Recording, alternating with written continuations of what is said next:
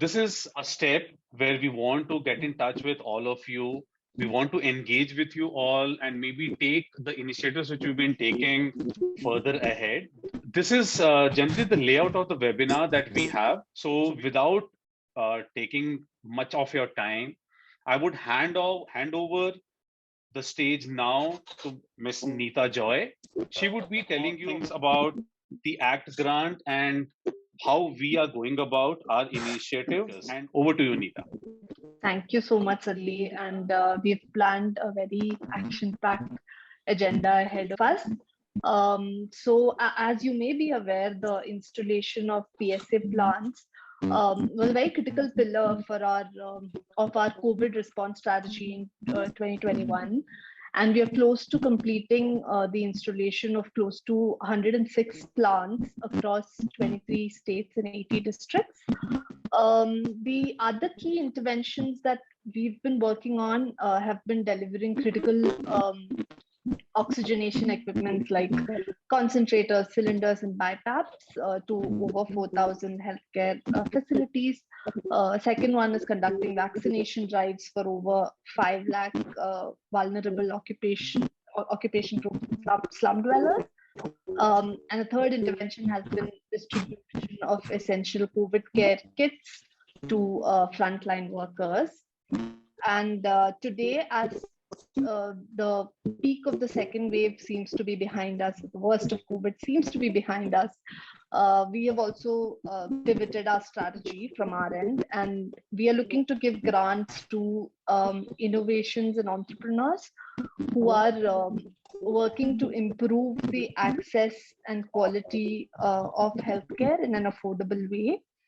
And to this end, we really believe it's very critical that we stay very close to this community of hospitals and healthcare practitioners to really learn from you on ground realities and about viability of some of these innovations, and also to share our learnings and playbooks. So we really look forward to conducting these sessions, like what had been mentioned, on a monthly basis, and to really hear from you and learn from you and disseminate our learnings as well. Let's continue with the agenda. So the first speaker we have with us is Mr. Varun Jain. He's the director of Avalon Power, and he would be speaking on the care and maintenance of the PSA plants. He's an MBA from ISB, so that shows his credentials. And he runs various verticals with the power generation, foundry, machining exports, and oxygen plants.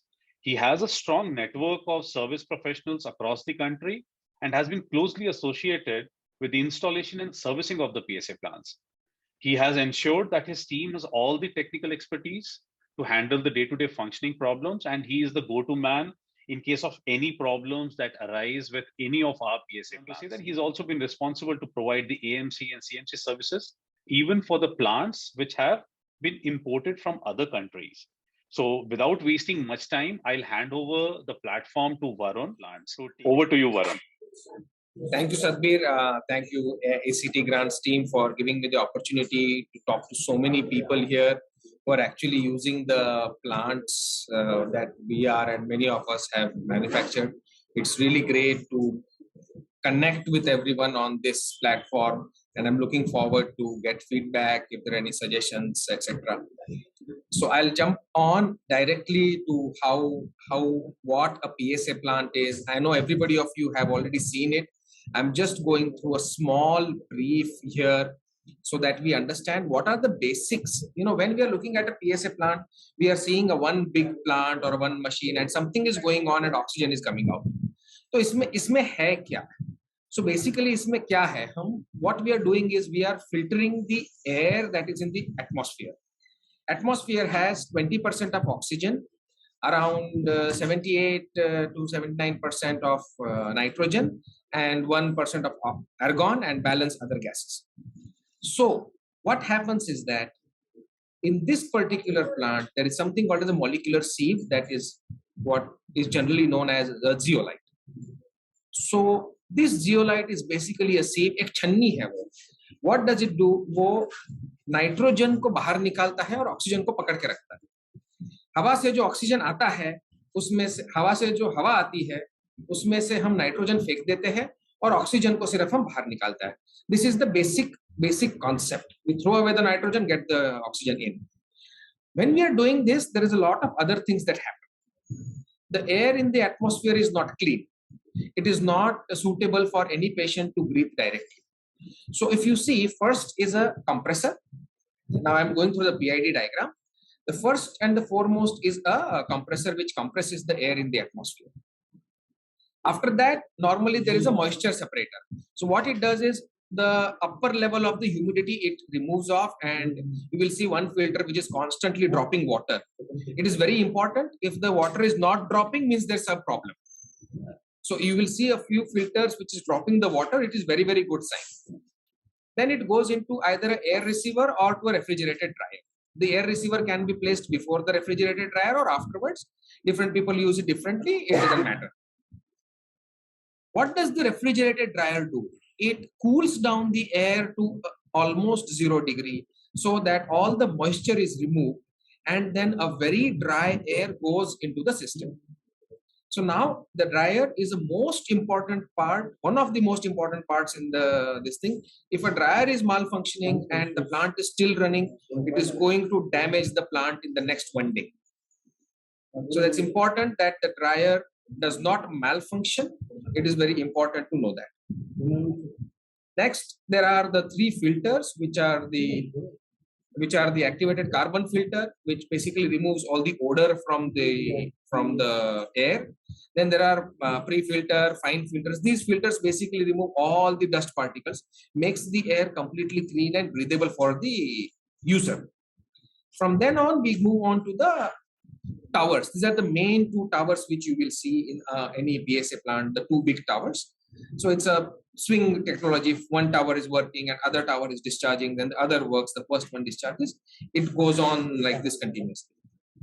In this particular tower, the molecular sieves are there. There are also ceramic balls. There are activated alumina is there, which does further fine processing of the air and the oxygen, makes it further more dry. This molecular sieve normally has a life of 7 to 8 years. After 7 years, probably you may want to, it will not work properly, so you may have to replace it. Now from this, one side the nitrogen will go off. You will see a big exhaust. The big exhaust that is there, that is throwing off the nitrogen. Or sometimes there are mufflers in some plants, DRDO plants, etc. Many other plants you will see that there are big mufflers. You will hear a sound coming. Basically, that is the nitrogen that is being thrown off in the environment. The balanced oxygen then goes into the oxygen surge tank. We also have other avenues, like there is a rotameter which measures how much LPM of the oxygen is going, and then there is the oxygen analyzer. Analyzers are again one of the important points because we measure the oxygen purity in the analyzer. We have to realize that analyzers works on sensors. There are 2 types of sensors. Either it is electrolyte-based sensors and zirconium sensor. Zirconium sensors have a longer life, but they have spares issues. Many times they're not available. A lot of companies use them. They are good. We use the electrolyte-based sensors. They are much more cost-effective, but at the same time, they need to be replaced every 3 months. So sensors, we have to remember, after 3 or 4 months, if suddenly there is a big shift in the purity, it means the first thing we look at is maybe the purity is there, just the sensor is not working properly. It's a small unit, it needs to be replaced. After this, the plant is connected to our pipeline. Normally, the pressure from a PSA plant is 4 to 5 bars. If anything beyond is required for the hospital, there are cases where there are 10 floors very far off and the pressure is not achievable. In that case, then external boosters or something is required. A PSA plant cannot and will not give a output pressure of more than 4 to 5 bars. In a few cases, it is possible, but there are very customized plants. So this is the basic structure of the PSA plant. We can go to the next. So these are the main components which probably needs maintenance: a compressor, dryers, filters, Filter elements needs to be changed. The next slide, I'm going to show how many hours, how are we going to change the filter elements. Oxygen sensor, I spoke about them.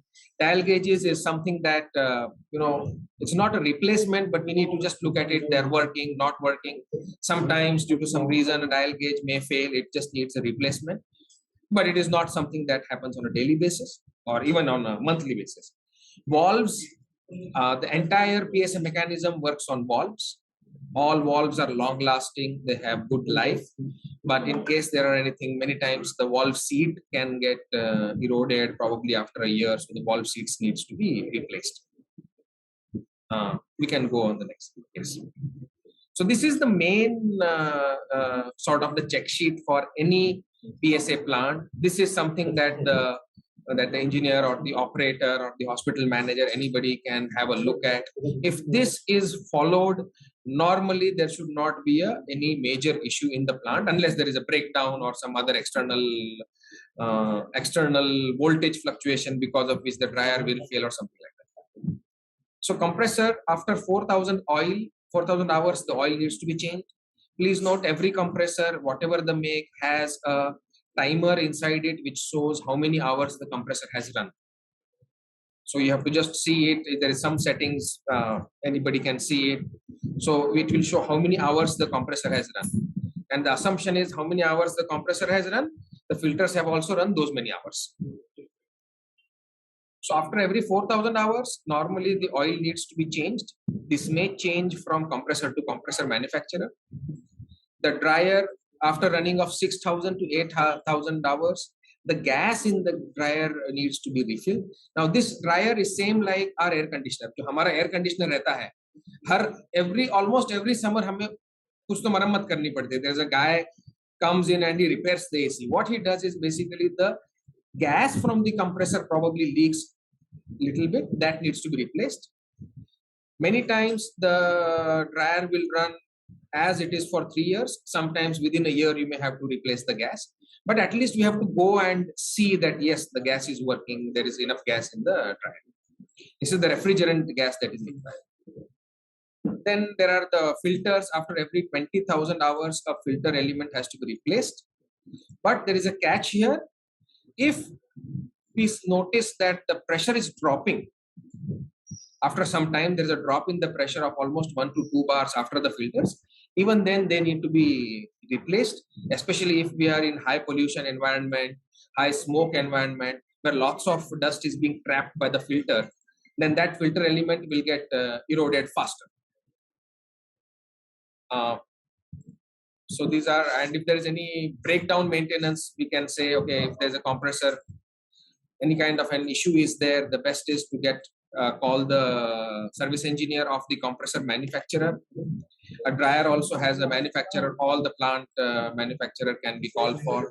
Filter elements, if there is any breakdown or anything, those needs to be replaced. Piping valves and everything, if there's any issue there, especially valve seats, these need to be replaced by our service engineers or the plant service engineers. This is one of the basic level maintenance or checks that we should be doing. This is a part of the preventive maintenance. We do this, the plant should run fine. But this is something that gets neglected time and again. We have, and even in our factory, I have realized that now I also have a manufacturing industry. I have realized that compressor runs for 6,000, 7,000 hours and nobody has looked at it. So someone has to just look at it once in a week, once in a month. How many hours have run? Do we need to replace the oil? Do we need to replace the filters? So that the bigger breakdown will be avoided. If we do not replace the oil, then eventually the screw element of the compressor will go for a toss. A screw element of the compressor, meaning depending upon the compressor manufacturer, for a 500 LPM plant, the screw element will cost somewhere around 2.5 to 3 lakhs. So it's a very costly thing and it takes a lot of time to replace a screw element. The compressor literally needs to be sent back to the manufacturer. All we have to do is replace the oil on time and ensure that there is no extra heating of the compressor. Just be aware of the alarms that the compressor gives. We can actually go to the next slide.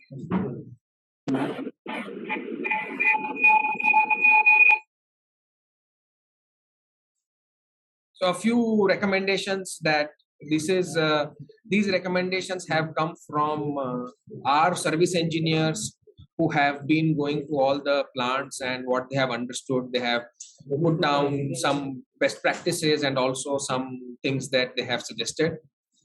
So at least a weekly monitoring sheet and observation sheet of the plant, which we can have any format. A small book is also okay. We normally used to say that skilled manpower is not necessary for the plant, but it seems at the start, at least one operator who is responsible for the plant. It may not be extremely skilled, but there has to be one owner of the plant who will be responsible for the plant. Temperature and oil checks to be noted. There are manual valves in the plant, especially the relief valves, etc., which can be run once a day. When the requirement is less, it is recommended that at least, let's say the plant is going to stay idle for a week or 2 weeks. It's same like our car, we don't keep it idle for 15 days. हम नीचे जाके उसको चालू करके वापस, especially in COVID times, we used to go down, start the car and switch it off again. Same thing is here. 3-4 दिन के बाद at least एक बार plant run करे, उसको purity लाए और वापस छोड़ दे. So we are sure that the plant is running, and there is, most important, we are sure that there is no rodent damage. See, a lot of plants, the biggest culprit is the rodents. चूहे आके wire काटना चालू करते हैं. PLC panel के अंदर आपको चूहे चले जाएंगे, और एक बार चूहों ने वायर काटना चालू कर दिया, आप कुछ नहीं कर सकते. So protection from rodents is very, very important. So that you will know, once you are going close to the plant once in a day or once in a week, you will just look at it. Just एक physically देख लीजिए, चालू कर दीजिए, तो ये सब पता चल जाएगा. One of the areas where our people have suggested that mock drills of the plant failure and preventive maintenance. When our service engineer visits, or any of your service engineer visits, you can have a mock drill with them. Okay, if my plant fails, what happens? How do I start it? How do I do the preventive maintenance? What are the things need to be done? He'll be more than happy to explain it to you. And safety features applied, or any plants have common safety features that you need to take care of. I think we can go on the next. These are some of the FAQs, sort of things that we have, the summary of the issues that we have faced in the past. So sometimes, a compressor is showing an error. Compressor mein problem hai, compressor mein problem. The best at this point of time is first pick up a call and call the compressor service engineer. Most of the time, he will be able to resolve it on the phone itself. There are some standard issues in the compressor which can be resolved on the phone. Many of the times it is voltage issues. Sometimes it is overheat issues. This is something that can be resolved on phone. Just call the compressor engineer. 2 or 3 times it has been observed compressor gets overheated. It can be any make of the compressor. It happens sometimes. So, and India has multiple conditions, especially places like Rajasthan, or peak temperatures in other areas. So just open the canopy of the compressor, take a blower, air, and there are fins. Every compressor has a cooler. Clean the fins of the cooler. Many times, because of the dusty environment, the dust settles on the fins of the cooler, and it sort of doesn't perform properly. That is one of the areas. One very important point is compressor is tripping. Compressor trips due to high or low voltage. Now, there are 2 options here. One is either we talk to the compressor manufacturer and increase the band. Every compressor has a protection device. So they can increase, probably there is a margin there to increase the band on what voltage it can operate. Though it is not recommended, but we can do it in short terms. The compressor manufacturer has to take a call whether it is going to affect that motor or not. And if there is a continuous voltage issues, the best is have a stabilizer. This is something that is that was not envisaged by the industry at the start.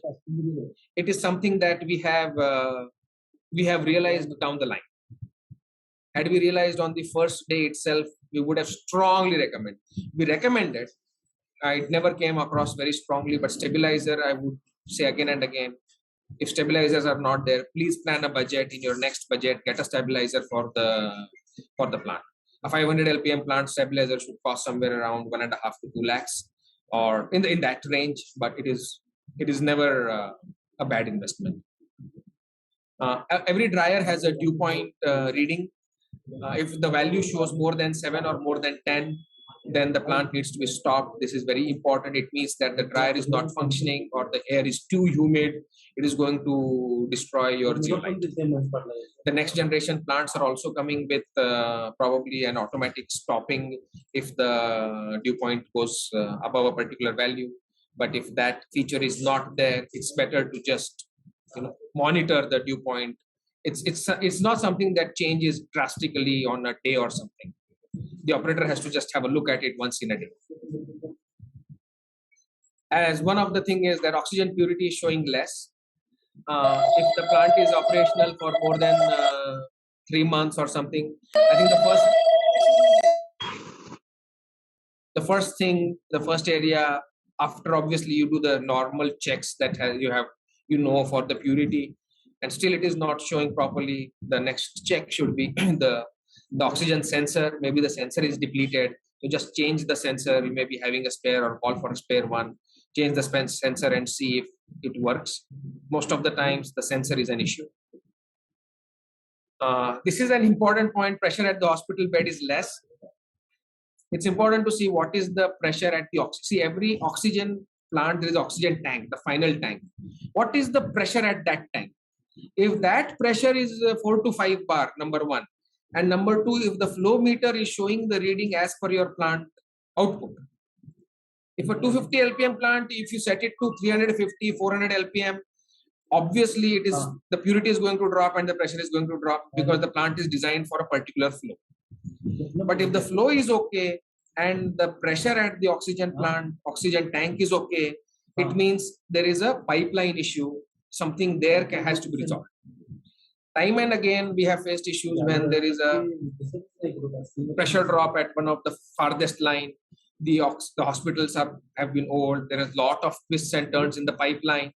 And at the end, we don't get the pressure and we try to increase the flow of the oxygen plant.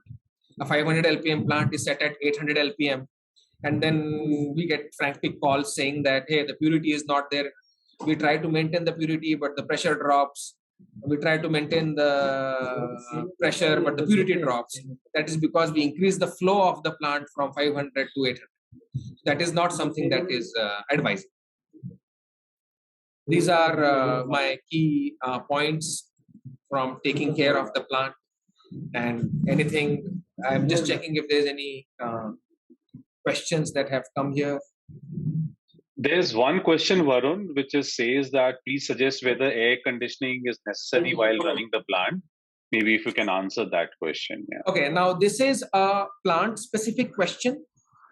Our plants don't need air conditioning. A lot of plants that are made in India for India do not need air conditioning.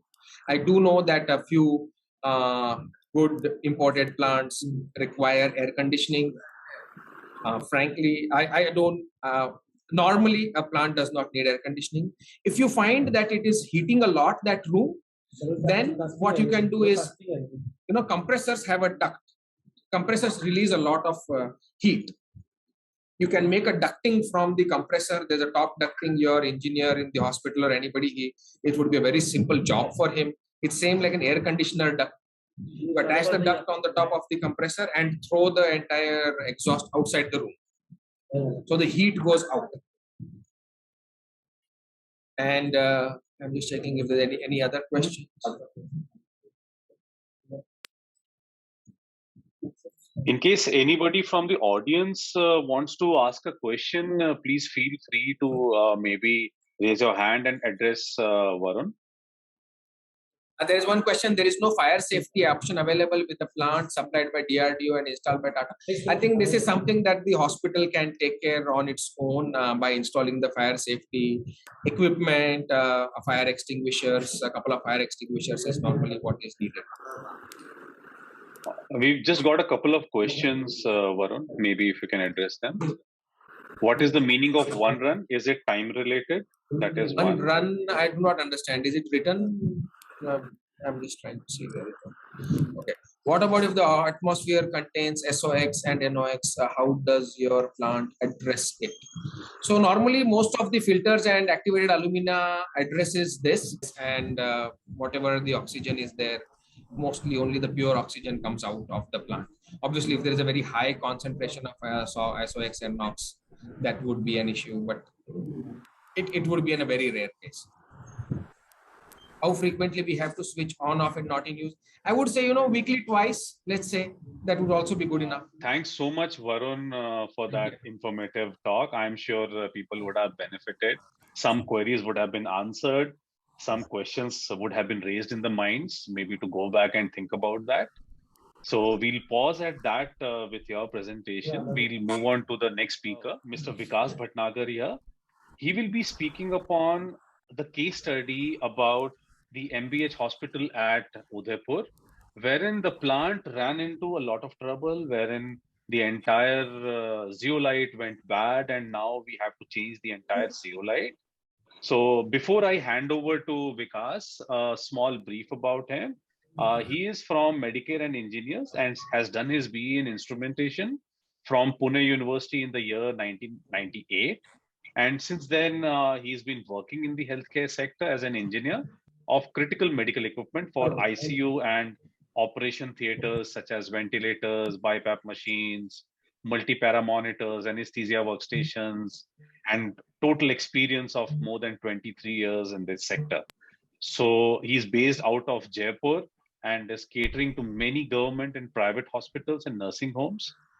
And he also does supply installation, testing, and commissioning of the central medical gas pipeline systems such as oxygen, nitrous oxide, medical air, surgical air, CO2, etc., and has a customer base of approximately 500 users.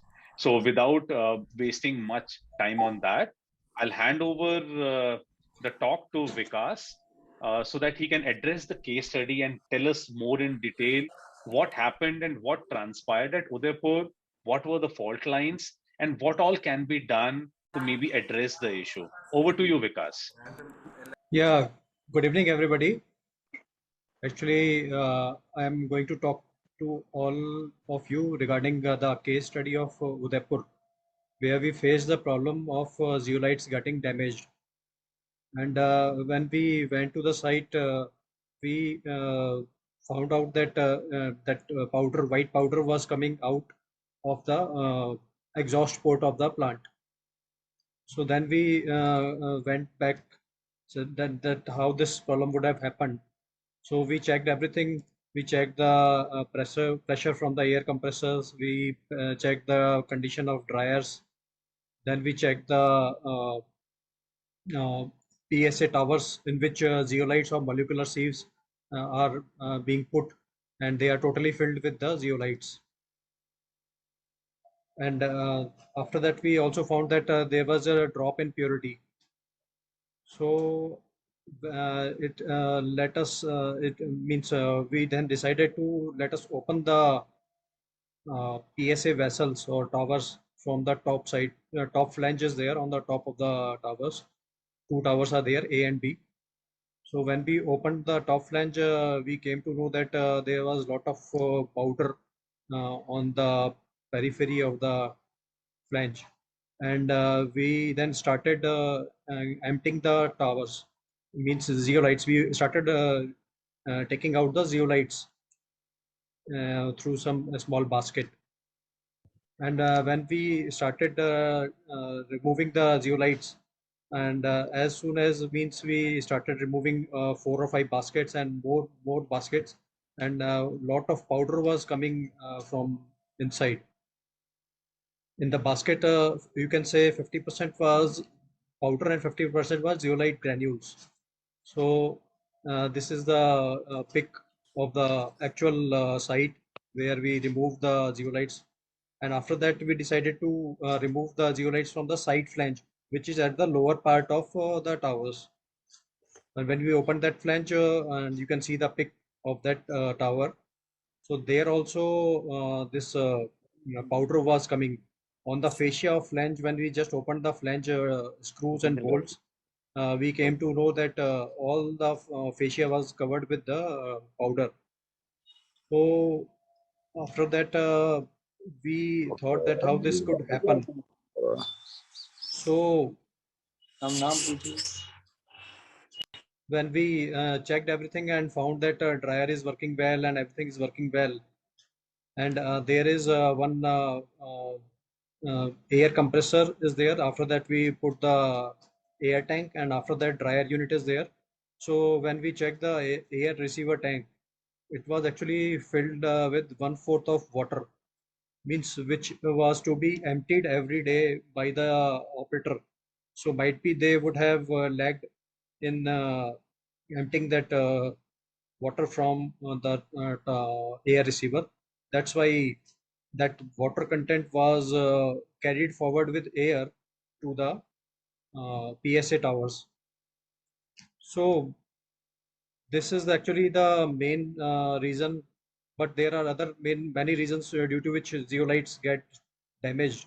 But this plant was installed in end of the June of 2021, and this problem was first noticed in mid of August. Means roughly this plant run only for 1 or 1.5 months, and after that this problem came.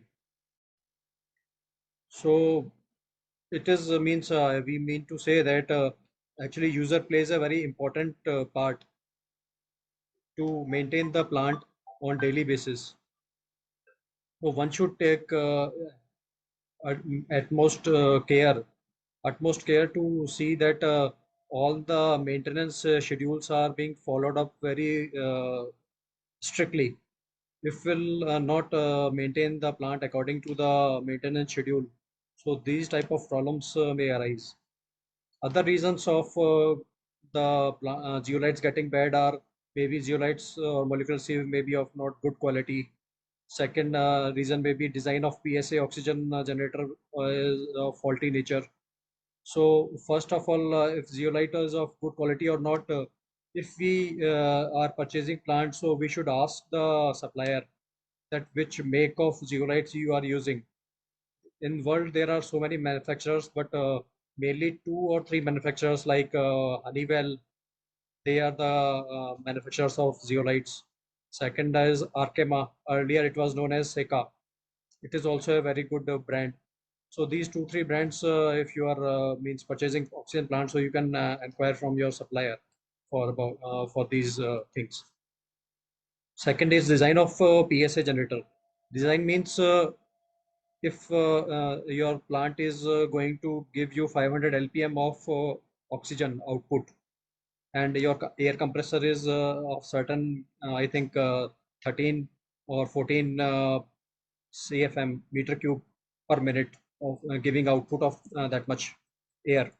So that dryer which you have installed or which the supplier has given, it should also be of same capacity, so that it can dry the feeded air of 13 or 14 meter cube per minute, and it can means dry most of the 90 or 95% of the air when it passes through dryer, and then it passes it to the PSA generator, so that our molecular sieves don't get damaged. And in line there are many filters also installed, which also take care of you can say dust, oil, because air compressors which we are using is oil filled. Some of the not much, but minimum content of oil also passes with air towards the dryer and to PSA generators. So all these things needs to be kept in mind, that we should maintain all these filters and auto drain valves. Everything should be in place and working condition. If in air receiver tank or in filters installed, if there is auto drain valves installed, and if we are seeing that all these auto drain valves are working properly or not, so everything should be looked after by user. user plays a very important role in all these. And if suppose dryers are not working or working, that can also be checked, whether it is a refrigerant dryer or desiccant dryer. So its working can be checked, as my friend told, Mr. Varun told, that there is a dew point. So in most of the dryers, there is a facility which shows the dew point on the display. And if it is not there, we can put one hygrometer which measures the humidity of the air passing through it. So hygrometer is basically a inline filter sort of thing, which has an indicator in red area or a green area. If air is not humid, it will remain in blue green area. And if there is humid air passing through that hygrometer, then the needle of that hygrometer will shift towards the red portion. So all these things needs to be looked after. And we as a plant engineer, or when we commission all the plants, oxygen generation plants, we give maintenance schedule to all the users. And we also expect them to maintain a register on daily basis. And this register incorporates all the crucial details about the plant, like running hours of the compressor, filters been cleaned or not, and auto drain valves are working or not, and manual drains, they have opened the drain walls or not, and if they have opened, they have removed complete water from them or not, and what's the purity of the oxygen being produced, and what the temperature of the air compressor. So all these points are to be maintained in a register log on daily basis. Daily basis means every hour they need to put the data. Whosoever the person on the duty, he needs to enter the data on hourly basis. And if these plant operators, for some or any other reason, they don't stick to these maintenance schedules, then means there is a risk of plant getting damaged, or means molecular seals getting damaged, or maybe some other problems like compressor getting overheated, and all sort of problems may come. So whenever we install the plants, we also tell operators to check whenever there is a power outage. They should visit the plant site and see everything is okay or not.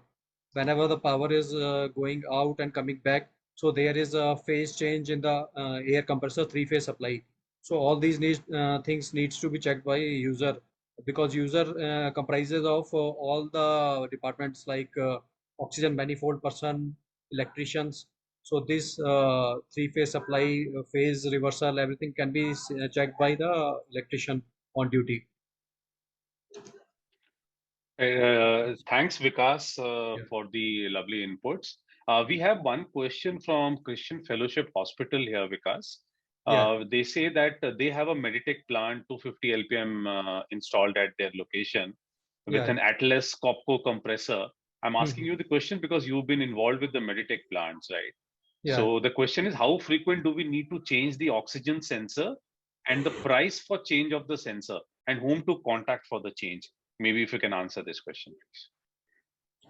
Actually, generally, if you are aware with the ventilators and ICU, so generally their life of oxygen sensor is around 12 to 18 months.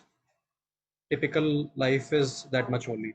If your oxygen sensor is getting damaged, or is exhausting before that, so we need to check the purity of oxygen through other source, through alternate source. If through other source the oxygen purity is well, then that means that your oxygen sensor is not working and it needs to be replaced. So roughly cost of this oxygen sensor is around 6,000 to 8,000 normally, which are available in market. And means there are ICU or critical equipment engineers whom you can contact for this, or otherwise we are also available. You can get our number from ACT, so we can also help.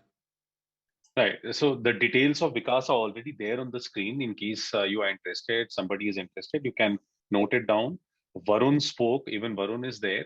So, Yeah. so the questions which are being asked on the chat box, so they are generally being answered by Harish, who is from Advanced Pneumatics. He's also an expert in his field, and he's been answering the questions. And even Varun has answered a couple of questions. So you can keep asking the questions, and in case they are answered, well and good. If not answered, we'll try and take them offline and answer them. So thanks, Vikas. Thanks a ton. Yeah. Next speaker we have is Dr. Lalu Joseph from CMC Vellore. And she would be speaking upon how to go about using the plant. They have worked out the modalities of using the plant when the load is less. And they have done a lot of research into using this plant. And coming to speak of Dr. Lalu Joseph, she is the quality manager and associate at Christian Medical College, Vellore. Prior to joining healthcare, she has been the vice president of a software company, and she's been a teaching assistant at Rotman School of Management, University of Toronto. So we can understand what sort of company we are in today. There couldn't be a better person than her to maybe speak on this topic. She has been involved in training quality implementation across the country through NABH, CAHO, AHPI, and the faculty of many hospital administration programs. She is a board member of the ASQA and NABH and member of the working group of ISO TC304 Healthcare Quality Management Standards. And just to add on to her profile, she's been the best outgoing student of VIT Business School in 2000.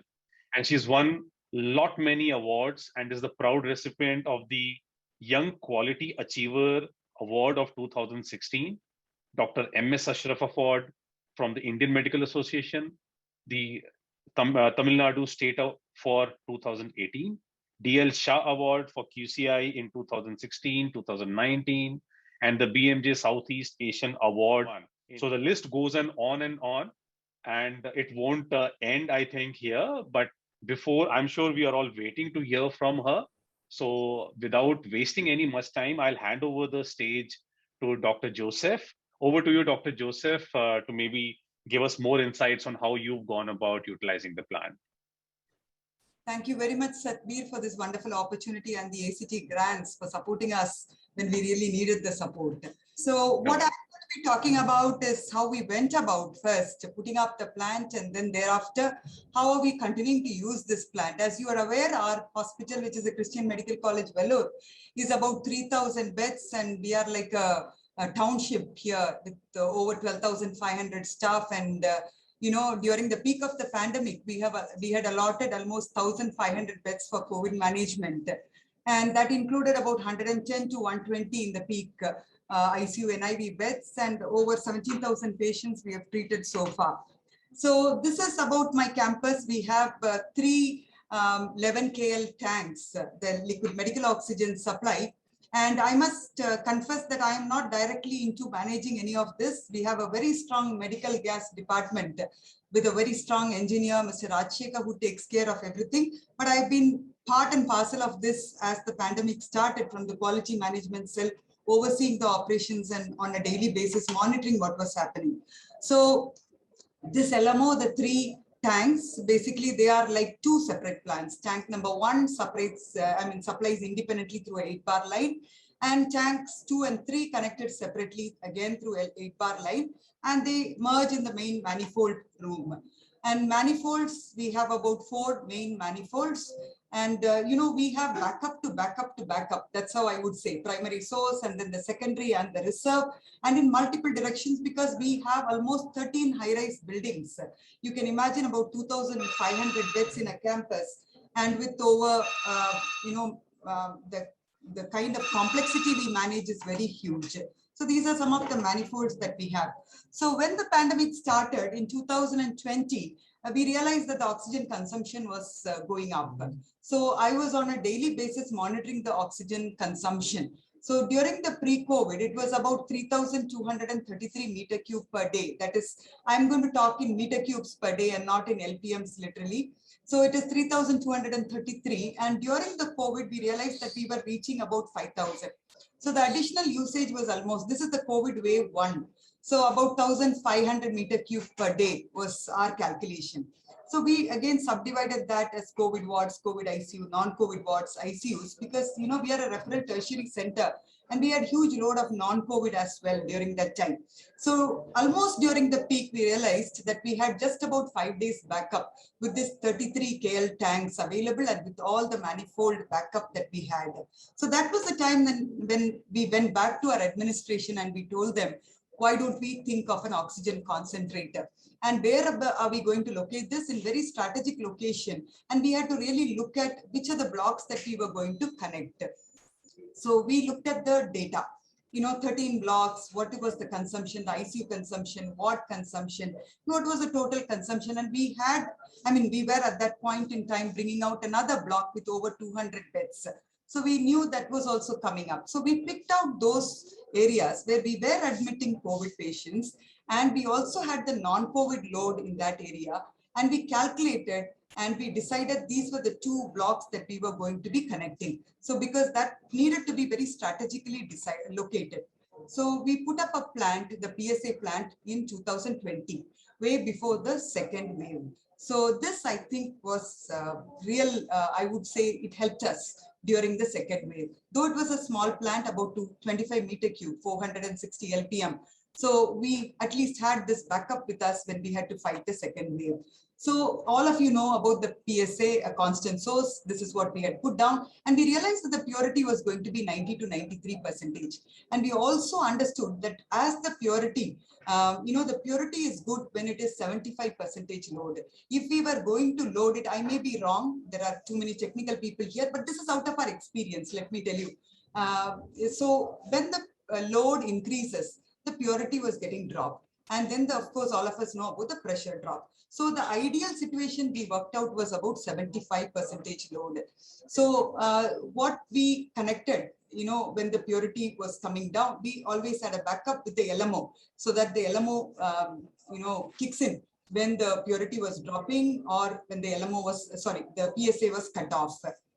So we took a decision to totally leave away the ICUs in these blocks and connect the ward. So why did we go for this decision? I'll tell you in a short while. So this is our layout. And so the optimum usage. So we realized that we had to connect only the wards. Main reason being our ICUs and HDUs completely loaded with very sick patients. And the usage per machine for ventilator or high flow or a BiPAP, CPAP ranged between 20 to 60 liters per minute. And a 25 cubic meter plant on an average, according to our calculation, could only supply to 16 of such machines with 80% efficiency. Again, the problem with ventilator settings being changed. We are so used to 99% purity from the LMO coming in. So all these bleeps coming out of the ventilator, and as the pressure dropped, again, these bleeps and alarms from the ventilator, and constant pressure drop when we were connecting the ICU load. So we decided that we would go for the wards. The rationale, again, low flow. We were using oxygen mask, nasal prongs, reservoir, and only the level 1 care of patients were to be admitted in the wards. And of course, we went ahead and connected the auto changeover to LMO line in case of any pressure drop. So post-COVID wave 1, and still the plant continues to supply these areas, which is the best thing. So we have not stopped the plant at all. And at that point in time, continued to supply. And when the second wave came in, the peak consumption went up to 6,000 cubic meter per day, 6,500. So we additionally installed another plant as we realized, and that was supplied by ACT. And we realized that the supply was, the demand was going up. So we had to put in another plant. And currently, these 2 plants take care of about 15% of the total load. It continues to function very well, 90 to 93% purity, and all the preventive maintenance that both the technical experts spoke about, we have implemented very strictly. Now we realize the area also has to be maintained very clean.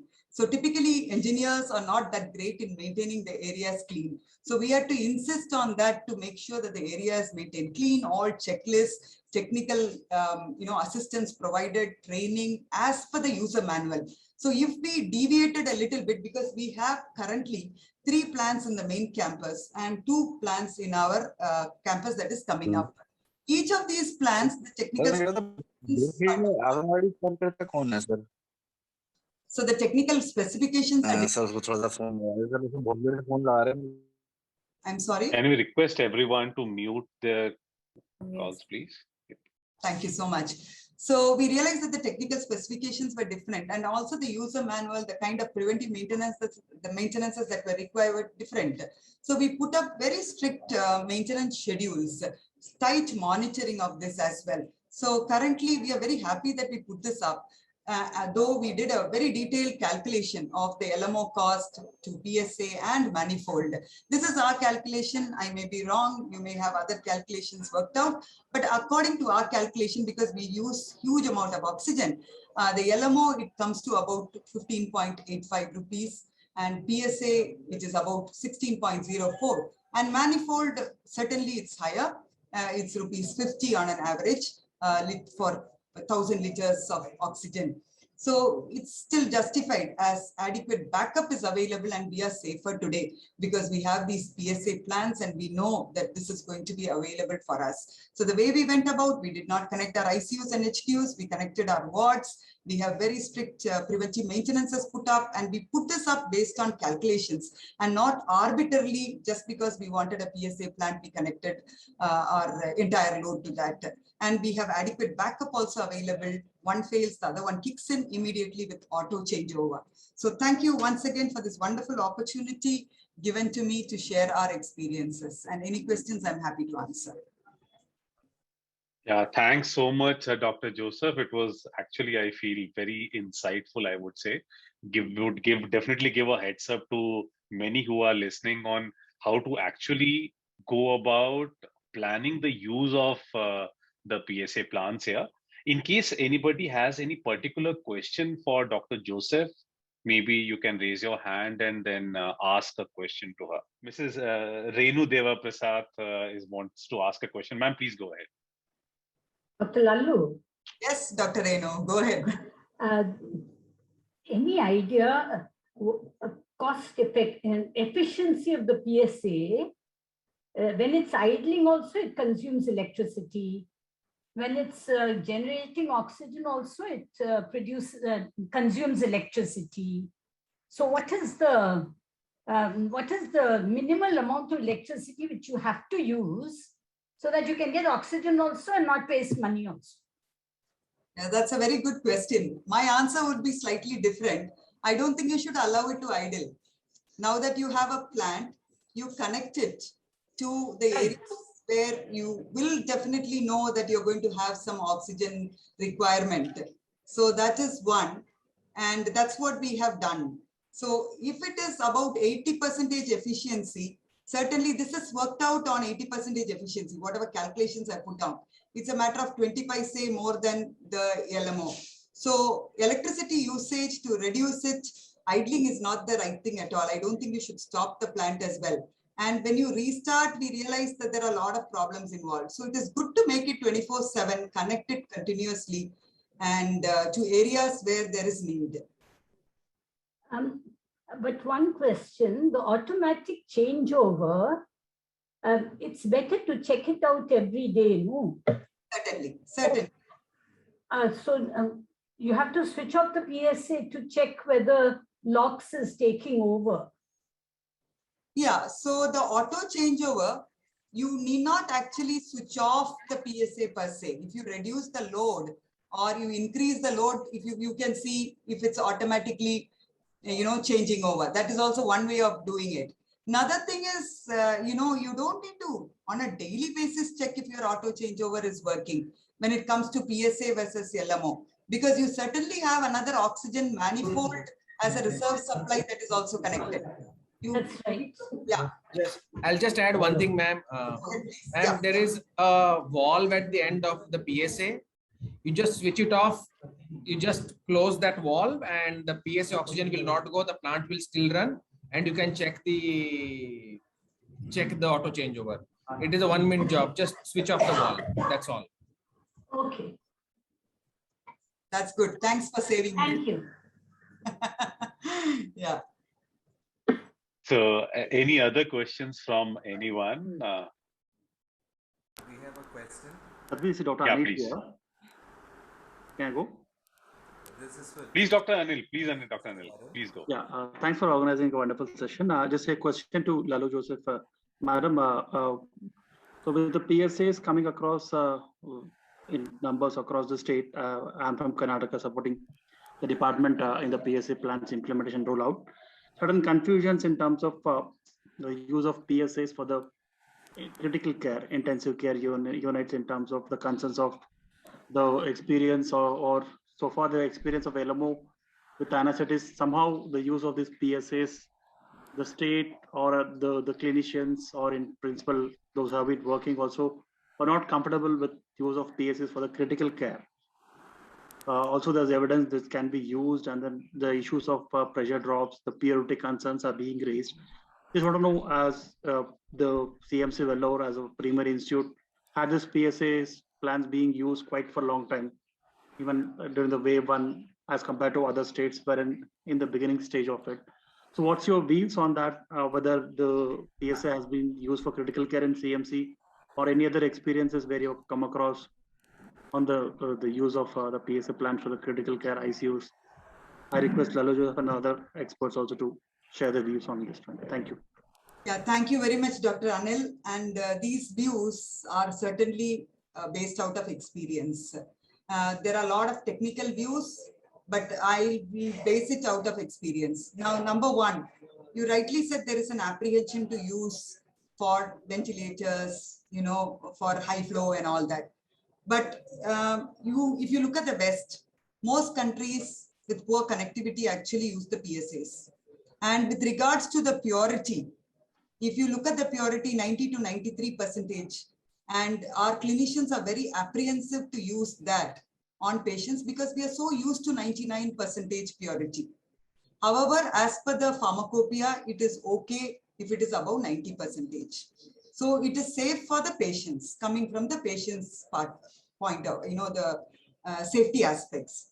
Now, coming to the ventilators, most of our high-end ventilators have a setting which is programmed for 99% purity. And of course, if there's a pressure drop, we know what will happen. Immediately it starts alarming. And so there is certainly a problem with using it on ventilators. That is why we did not connect it to our ventilators. We decided we were not going to connect to the ICUs. One, each ventilator may take a huge, it just sucks literally. So what happens, you have 10 or 12 ventilators connected, certainly the pressure will go down. So therefore, we realized from the very that it was not a good idea to connect to the ventilators. So we did not connect to the ventilators at all. So we started using for low flow, mask, nasal prongs and reservoirs, the wards where we admitted such patients. We did not take it for our ventilated patients. However, biomedical engineers vouch saying that the ventilator settings can be changed and certainly this can be used without much alarms and other problems. But we did not use it. Thanks, Dr. Joseph. I think Mr. Sunil Malviya has one question. We have a question for the first speaker, Mr. Varun. Yeah, please go ahead. This is regarding the stabilizer. He was suggesting a stabilizer for the PSA plans. So, yes. What is the type of stabilizer? What is the voltage and that kind of? What is the criteria that we need to meet? What is the capacity of the stabilizer that we need to get? Okay. Voltage. So there is something, I have a table, I can share it across to Sadbir and he can share it with everyone. So normally the LPM of the plant will decide what is the size of the compressor, and approximately upon the size of the compressor, we can see what is the size of the stabilizer. But just to give you a few numbers, a 500 LPM plant will have a 45 kilowatt stabilizer, which will need a 80 kVA of a 45 kilowatt of compressor, which will need 80 kVA of a stabilizer. But I can send a chart and it's a simple chart. I'll send it across. So once I get that chart, I think I'll share it ahead with CFC. But to Right, answer this so- question, what is the LPM of your plant, sir? The LPM is 250 LPM. So 250 LPM will be 22 kilowatt, 40 kVA is enough for you. 40 kVA oil cooled normal stabilizer is good enough. Okay. Anything off the shelf in the market. Thank you. Thank you. We'll just take one last question. I think we've overshot the time. I'm sure we're eating into a lot of people's times. So we have one hands being raised by Mr. Ravinder Singh also. So, sir, in case you want to have a question, please go ahead with your question. The compressor which we have got with the PSA plant, it is giving out oil and the oil is coming through the ultra filter. Now, will this oil go forward into the zeolite and make and create a problem for us later?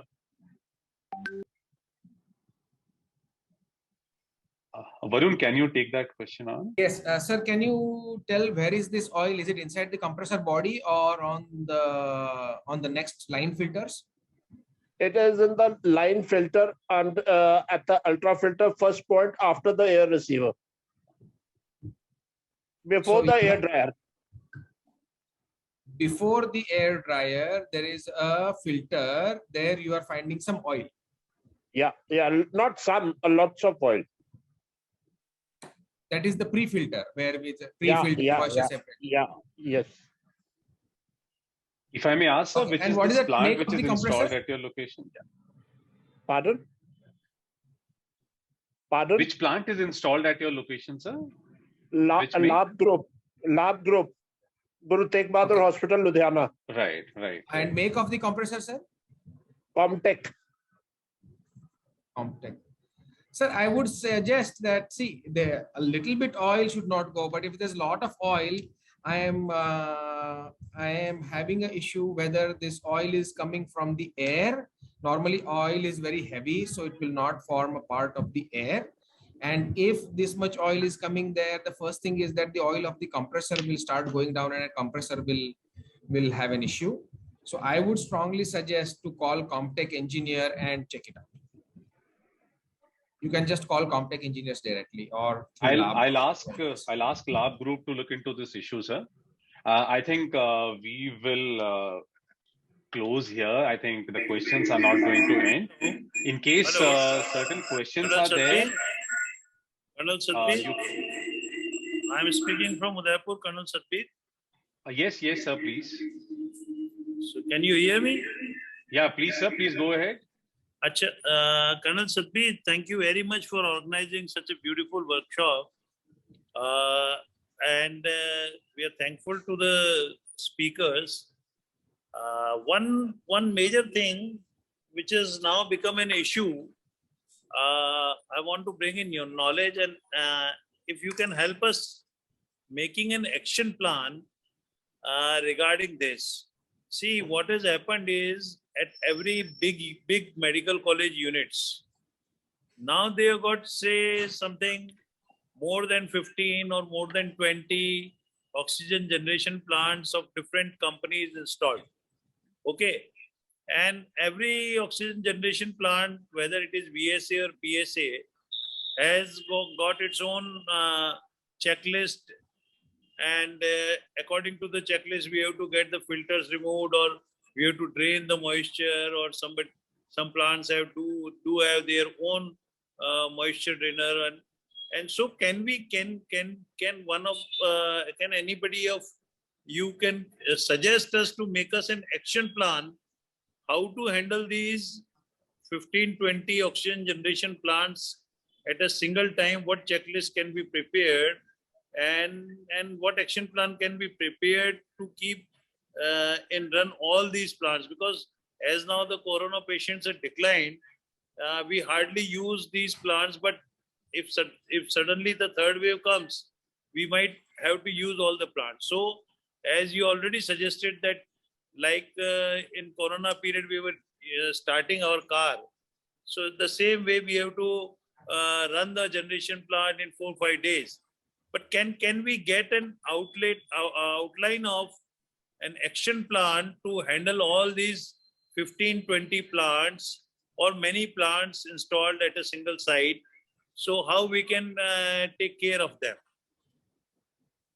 I'll request Dr. Joseph, in case you can take that question out of your experience at Vellore. Yeah, his point is something that I did mention earlier. Each one has requirements and maintenance schedules and all that. Yeah. So we will need to have as per the manufacturer's instructions. That is best practice. If we are not able to do that and have a standardized checklist, there can be compromises, but to a large extent, the technology is the same. So when I looked at multiple companies, it is almost the same with minor variations.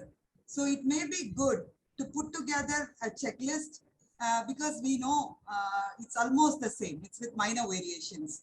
Maybe ACT could help people with that, to put down the preventive maintenance checks daily, weekly, monthly, and the kind of changes that are required on an monthly, hourly basis. So it will help, because there are many people going through this similar problem, particularly government agencies that have kind of bought from multiple companies and installed all over the state. Yes. Maybe, sir, in case you can share the configuration of the 15 plants which you're talking about, maybe if you share the list with us, I think we should be able to help you out with that by talking to all the vendors that we have on our gambit here. Right. So I think we'll. Okay. Yeah. Thank you, Colonel Sadbir. Thank you so much. So I think we'll put a pause here. Otherwise, I'm sure we have a lot of questions. So this gives us a lot of inspiration, actually, that where we've gathered here. So there's so many questions. So we still, I think we need to maybe gives us an impetus that we need to get together more, so that we can have a common forum where we can speak out our problems. And I think that is the way I think we can move ahead. Just to summarize about the three speakers who have spoken. So the couple of, like a layman, somebody who does not have much knowledge about the technical part of the PSA plans, if I would summarize, first and foremost thing which comes to mind is the belongingness that we need to have. We need to feel that this plant belongs to us, and we need to take care of these plants. We know these plants either have been donated or funded by some other people, but moment that belongingness comes, that point of time, I think we would have won the battle here, and we'll face no problems. I can assure you about that. That intent and desire has to be there. So that is the first takeaway which I would list out.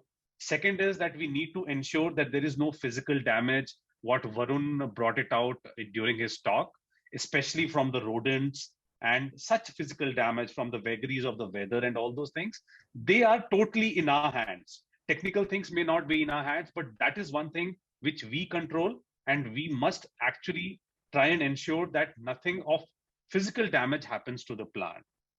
Third point, what again Varun suggested, taking out points from his talk only, the requirement of a stabilizer. So in case there is a fluctuation in the voltage in your hospital, there is a requirement of procuring a stabilizer and placing it for the plant. I'm sure that is not a major investment that we are requesting you for. I wish I could have personally gone and financed all those stabilizers, but maybe someday I would be in that capacity to do that. But as of now, I would request all the hospitals to please go ahead and definitely go in for a stabilizer. Voltage fluctuation, yes, no. Stabilizer definitely helps maintaining the best optimum functionality of all the electrical equipment, I would say. And lastly, there was a point about the AC. So what I personally feel out of my experience, if the shed is properly ventilated, I think there should not be any problem. If the gases which are coming out, they have a proper outlet and they're not circulating inside the shed, I think there is no problem which the plant can come across, especially related to overheating or such certain aspects which come to the fore whenever we are discussing the PSA plants. So I think I will rest my case there. We've also shared a small link of Google form with you, because going ahead, I think that small feedback would be a big fillip to our morale, and we would be very grateful in case you can fill that questionnaire. So it's a very small questionnaire. We've tried to keep it very brief so that it does not take much effort of yours. Going ahead, once we get that data with us, we will have a lot of inputs to move ahead, and maybe whenever we organize a similar seminar in future, we will have something which is more interesting. In case there is a requirement, we need to conduct a session once more on PSA. I think we are game and we can still go ahead and do that. So that is one. And secondly, during the talk, we've had 3 speakers. They've been talking about various things. So I'm sure the slides have been very fast when they're moving. You've not been able to grasp. So we'll be sharing the PDF version of the presentations with you on the mail as well as on the WhatsApps. And yeah, so that's it. And I'm extremely thankful to all my 3 speakers who've taken out time, who've prepared for this presentation. I'm sure a lot of effort has gone in from their end also. I would also thank all the attendees here. I'm sure we've eaten into some people's time and some of them have already left. But for those who are still here, I'm so very grateful to all of you for making this event a grand success. And we hope that we continue to keep working on this, keep building and strengthening the society going ahead, and maybe contribute in the maximum way possible that we can going ahead. Yeah, so that's all I have. And finally, once again, thanks a ton, everyone. Thank you so much for being here and making this event a success. Thank you so much. Thank you so much, Sadbir. And thank you, everyone. We look forward to engaging with you again in future. All the feedback, all the questions are very, very appreciated. And it will help us in directing our next initiative, next effort. So thanks a ton, everyone.